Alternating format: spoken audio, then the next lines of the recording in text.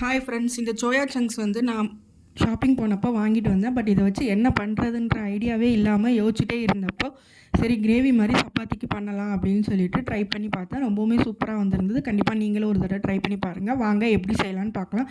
அதுக்கு ஃபஸ்ட்டு இந்த சோயா சங்க்ஸை வந்து நல்லா சுடு தண்ணி, நல்லா கொதிக்கிற தண்ணியில் ஊற்றி லைட்டாக உப்பு போட்டு நல்லா ஊற விட்டுறலாம். அப்போ தான் வந்து அது நல்லா புஷ்ஷுன்னு வரும். வச்சுட்டு அதுக்கப்புறம் இந்த பக்கம் மசாலா அரைக்கிறதுக்காக கடாய் வச்சுருக்கேன்.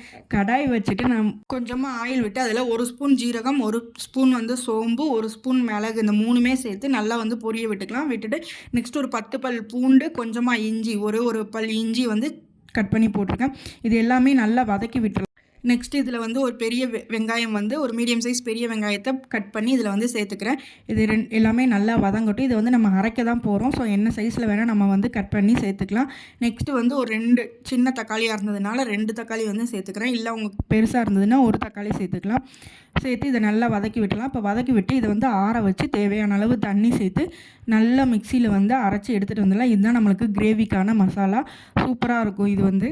நெக்ஸ்ட்டு வந்து பார்த்திங்க அப்படின்னா இந்த சோயா சங்க்ஸ் வந்து நல்லா ஊறிடுச்சு. அதை வந்து ஒரு ஃபில்டரில் போட்டு எடுத்துக்கிறேன். எடுத்துகிட்டு இதை வந்து நல்லா பிழிஞ்சு எடுத்துக்கணும். அதில் வந்து எக்ஸஸாக வாட்டர்லாம் இருக்கும். அதை வந்து நல்லா பிழிஞ்சு எடுத்தால் தான் அது டேஸ்ட் இருக்கும்.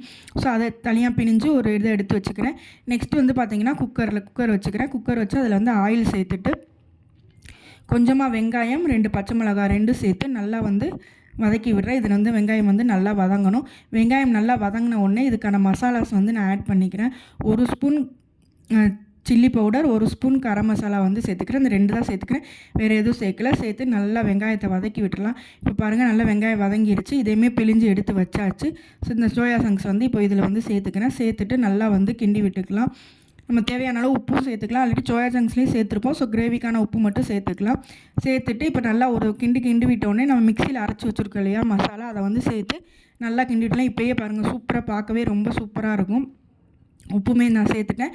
நெக்ஸ்ட்டு இதில் வந்து இப்போ தண்ணி ஊற்றி நம்ம நல்லா வேக விட்டுறலாம். அந்த மிக்ஸி அரைச்ச தண்ணியே வந்து நான் கழுவி இதில் வந்து சேர்த்து நல்லா அந்த ஒரு கொதி வந்து கொதிக்க விட்டுக்கிறேன். இப்போ உப்பு காரம் எல்லாமே செக் பண்ணிக்கலாம். செக் பண்ணிவிட்டு கொதி வந்தோடனே நம்ம வந்து குக்கரில் வந்து விசில் போட போகிறோம். இது வந்து 1 பார்ட் கிரேவி மாதிரி தான். நம்ம நினச்ச டக்குன்னு ஒரு 5 to 10 மினிட்ஸ்லேயே வந்து டக்குன்னு செஞ்சிடலாம். பாருங்கள், இந்த மாதிரி விசில் வந்தோடனே பார்த்தீங்கன்னா சூப்பராக ரெடி ஆகிடுச்சு கிரேவி. பாருங்கள், இப்போ வந்து மல்லித்தலை தூவி இறக்கிடலாம். சப்பாத்தி கூட சர்வ் பண்ணும்போது அவ்வளோ ஒரு டேஸ்ட்டாக இருந்தது. இந்த மீல் மேக்கருக்குன்னு பார்த்தீங்கன்னா நம்மளுக்கு எந்த ஒரு டேஸ்ட்டுமே கிடையாது. ஸோ நம்ம என்னென்ன ஆட் பண்ணுறோமோ அதை எடுத்துகிட்டு அது அந்த மசாலோட மிக்ஸ் ஆகி இந்த மீல் மேக்கர் வந்து ரொம்பவுமே டேஸ்ட்டாக இருக்கும். இந்த கிரேவி பார்த்தீங்க அப்படின்னா சப்பாத்தி, இட்லி, தோசை, ரைஸ் எதுக்குமே சூப்பராக இருக்கும். கண்டிப்பாக ஒரு டைம் ட்ரை பண்ணி பாருங்கள். தேங்க்யூ.